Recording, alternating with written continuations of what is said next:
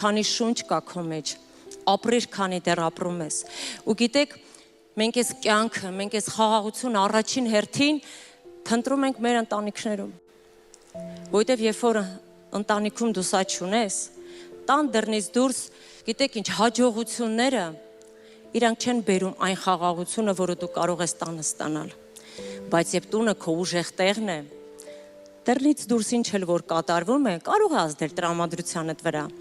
բայց այն քեզ երբեք չի կոտրի։ Եվ գիտեք,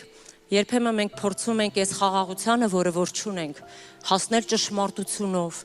արդարությունով, մեր ասելով, երբեմն Աստծո խոսքով։ Ու գիտեք, հաճախ մենք չենք նկատում, որ չափազանց արդար լինելը մեզ շատ դաժան է դարձնում։ Մենք մեր ետևից թողնում ենք վիրավորված սրտեր, խոցված, բոլորը լուր,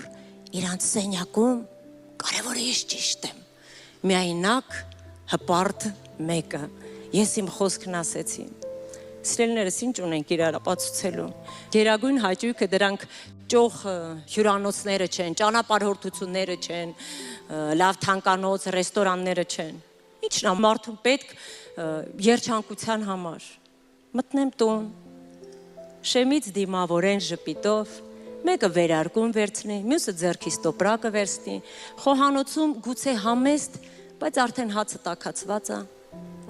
Զգում են տրամադրությունս, ավելորդ հարցեր չեն տալիս, մինչև ինքս չեմ խոսում։